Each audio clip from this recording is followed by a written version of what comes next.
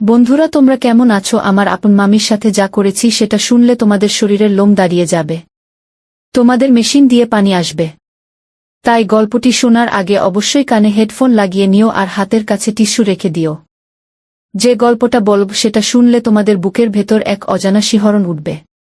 কারণ এটা কেবল একটা গল্প না, এটা ভালোবাসা, অভিমানের ছায়ায় জেগে ওঠা এক অসাধারণ সম্পর্ক, যা দিনের আলো লুকিয়ে থাকে আর রাতের শরীরের গন্ধে ভেসে ওঠে। যদি সাহসী হও তবে মন খুলে শোনো। গল্পটি যদি ভালো লাগে তাহলে এখনই লাইক দিয়ে দিও, আর চ্যানেলটি এখনই সাবস্ক্রাইব করে রাখো যাতে পরবর্তী গল্পগুলো তোমরা মিস না করো। আমার নাম রায়ান, বয়স 21, বাবা মা দুজনেই মারা গেছেন। আমি ছোটবেলা থেকেই মামার বাড়িতে থাকি। মামা বিদেশে থাকেন, তাই আমার সবকিছু দেখাশোনা করেন আমার মামি সঞ্চিতা। আমি কলেজে পড়ি, পড়ালেখার খরচ, জামাকাপড়, মোবাইল থেকে শুরু করে সবই সঞ্চিতা মামিই দেন। মামির মুখে কখনো বিরক্তি দেখিনি, বরং মায়াভরা সেই চোখে যেন এক অদ্ভুত টান ছিল। সঞ্চিতা মামি ছিলেন এক পরিপূর্ণ নারী, মাঝবয়সী, অথচ শরীরের প্রতিটি রেখায় এক অভাবনীয় আকর্ষণ ছিল। মামির গলা, চোখ, ঠোঁট মামি এমনভাবে কথা বলতো যেন বুকের গভীরে কিছু ছুঁয়ে যায়। একদিন দুপুরে কলেজ থেকে ফিরে দেখি ঘরে কেউ নেই, শুধু মামি রান্নাঘরে কাজ করছে। মামির পরনে ছিল একটা হালকা নীল শাড়ি, চুল খোলা আর মুখে ঘাম জমে ছিল। জানালার হালকা আলো মামির গায়ে পড়ে যেন এক মোহময় আবরণ তৈরি করেছিল। আমি চুপচাপ দাঁড়িয়ে তাকিয়েছিলাম। মামির শরীরে সেই ঘামের টান, স্নিগ্ধ সৌরভে আমার বুকের ভেতর কেমন যেন করে উঠল। মামি হঠাৎ ঘুরে তাকিয়ে বলল, কবে এলে? আমি বললাম, এই তো একটু আগে। মামি বলল, খাওয়া হবে? আমি বললাম, আপনি খেয়েছেন? মামি মাথা নাড়ল না। আমি এগিয়ে গিয়ে বললাম, আপনাকে ক্লান্ত লাগছেন, একটু বসেন। মামি বলল, এত কিছু বুঝিস? এখন তুই ছোট নেই রায়ান, এখন তুই অনেক বড় হয়েছিস। আমি একটু চমকে গেলাম। মামি এমনভাবে বলল যেন ভেতরে কিছু ছিল। আমি চুপ করে পাশে বসলাম। হঠাৎ মামি আমার কাঁধে হাত রাখল, বলল, আমি জানি তোর অভাব আছে, কিন্তু আমি তোর সব কিছুতে আছি, শুধু একবার বল। আমি মামির চোখের দিকে তাকালাম। বললাম, আপনি আমার সব। আমি জানি আপনি ছাড়া আমি কিছুই না। হঠাৎ মামি আমার গাল ছুঁয়ে দিল। সেই ছোঁয়া যেন আগুন হয়ে গায়ে লাগল। মামির হাত ঠান্ডা, কিন্তু শরীরের ভেতর অনেক গরম মনে হচ্ছে। আমি চুপ করেছিলাম।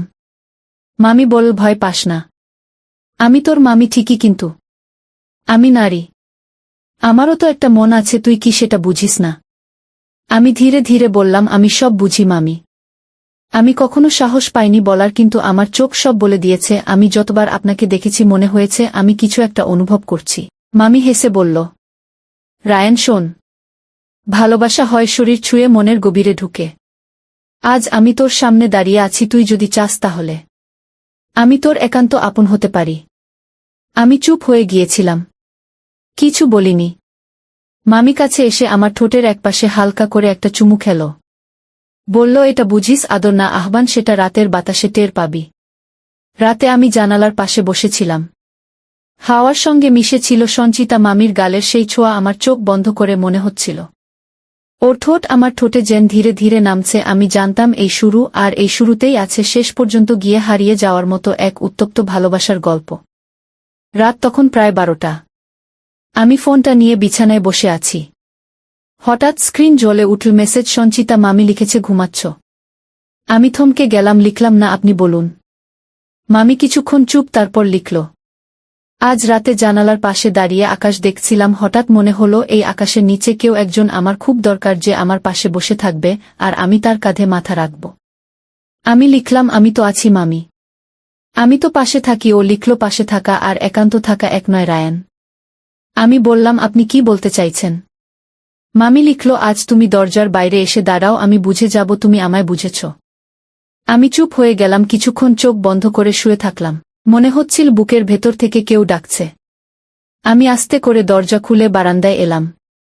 সামনের ঘরের আলো জ্বলছে। আস্তে পায়ে গিয়ে দাঁড়ালাম দরজার সামনে। হঠাৎ দরজা খুলে গেল।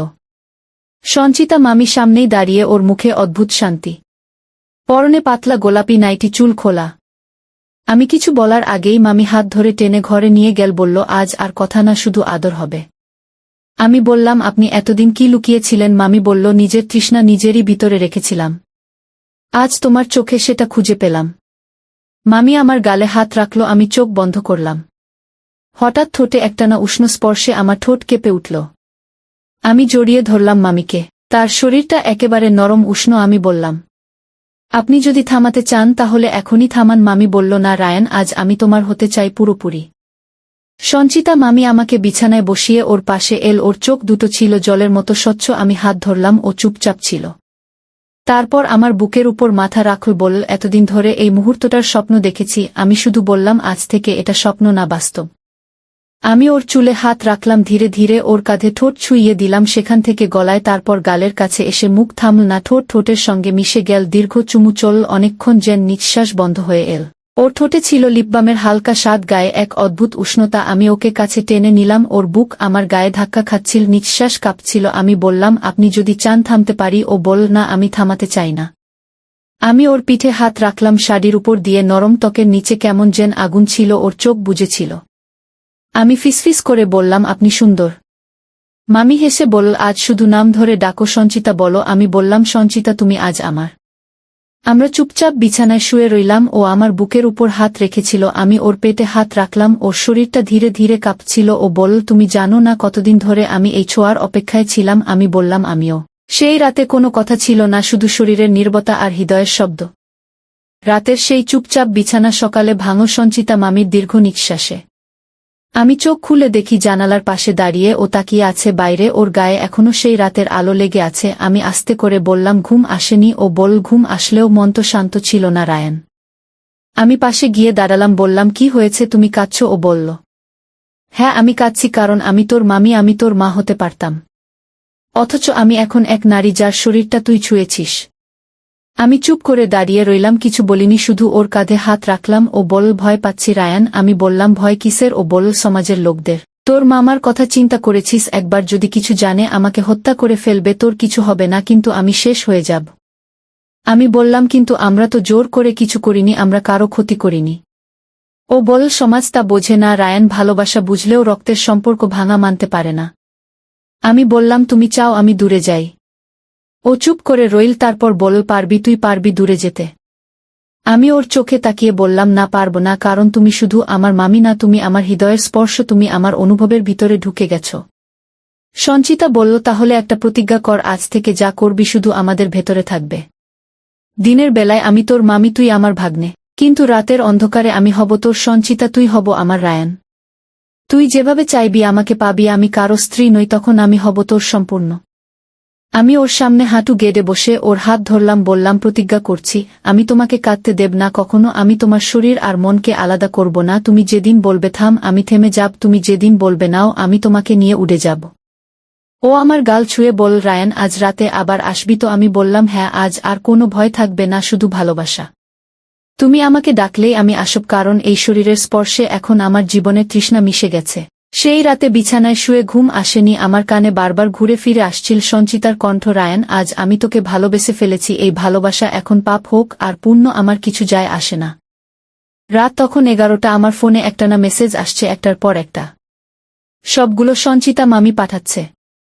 প্রথমটায় লেখা ছিল, ঘুমাচ্ছিস? দ্বিতীয়টায় লিখেছে, দরজা খোলা রাখব। তৃতীয়টায় শুধু একটা লাইন, তোমার চুমু দরকার, আজ খুব বেশি দরকার।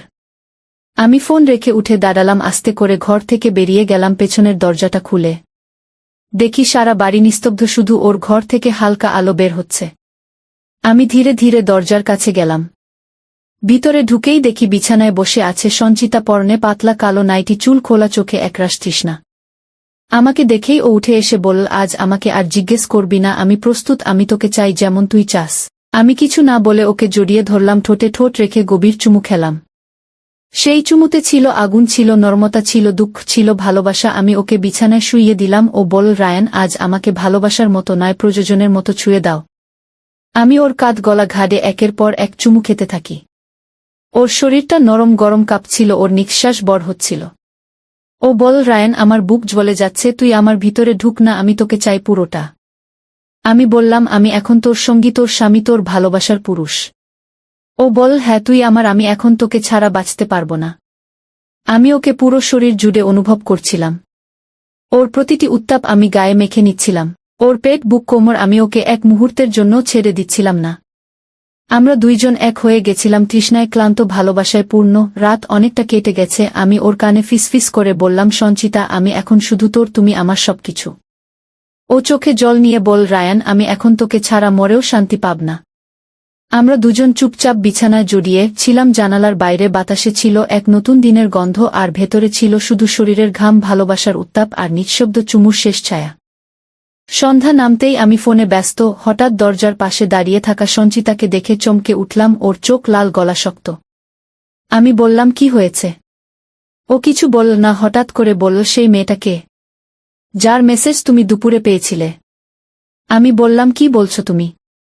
ও বল, আমি দেখেছি রায়ান তোমার ফোনে একটা মেয়ে হাঁটার ছবি পাঠিয়েছে, তুমি সেই মেয়ের পেছনে কেন দৌড়াচ্ছ? আমি স্তব্ধ। আমি বললাম, আমি তো কারো সাথে কিছু করিনি, শুধু এক বন্ধুর পাঠানো ছবি।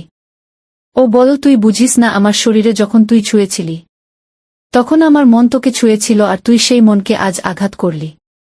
আমি বললাম, সঞ্চিতা, আমি কেবল তোমাকেই চেয়েছি, তুমি আমার সবকিছু। ও বল, তাহলে প্রমাণ দে, আজ তুই যদি সত্যিই আমাকে ভালোবাসিস তাহলে আর কারো দিকে তাকাবি না, তুই শুধু আমার। আমি বললাম, আমি আজকেই তোমাকে প্রমাণ দেব।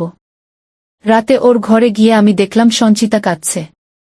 আমি ধীরে ধীরে ওর পাশে গিয়ে বসে বললাম, চোখে জল দেবে না, আজ আমার বুকের ভিতর এক শূন্যতা তৈরি হচ্ছে, আমি তোমাকে কষ্ট দিতে চাই না। সঞ্চিতা বলল, তাহলে আজ আমাকে ভালোবাসার শেষ রূপ দেখাও, যেভাবে তোমার ঠোঁটে চুমু খাই, আমি ভুলে যাই আমি কে। আমি ওকে বিছানায় নিয়ে শুইয়ে দিলাম, ঠোঁট চেপে ধরলাম ওর ঠোঁটে, তারপর গলা, ঘাট, বুক, পেট। আমি ওর শরীরের প্রতিটি কোণ খুঁজে ফিরলাম, যেন আমার ছোঁয়া দিয়ে ওকে বুঝিয়ে দিতে পারি আমি ছাড়া ওর কোনো পুরুষ নেই। সঞ্চিতা চোখ বন্ধ করে আমার শরীর জড়িয়ে বলল, তুই আমার, তুই আমার, তুই আমার। পরদিন সকালেই একটা চিঠি পেলাম টেবিলের উপর। লেখা ছিল সাদা কাগজে বড় অক্ষরে শুধু একটা লাইন, আমি যাচ্ছি রায়ান, আমাকে খুঁজিস না।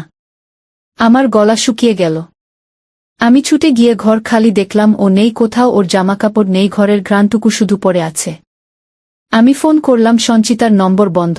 আমি জানতাম কোনো একটা কারণে ও নিজেকে সরিয়ে নিচ্ছে, কিন্তু কেন?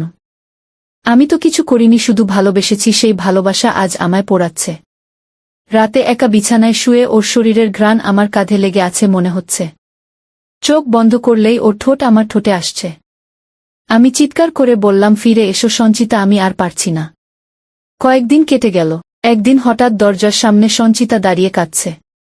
আমি ছুটে গিয়ে ওকে জড়িয়ে ধরলাম। বললাম, কোথায় ছিলে? ও বল, দূরে গিয়েছিলাম যাতে নিজেকে ভুলতে পারি, কিন্তু পারিনি।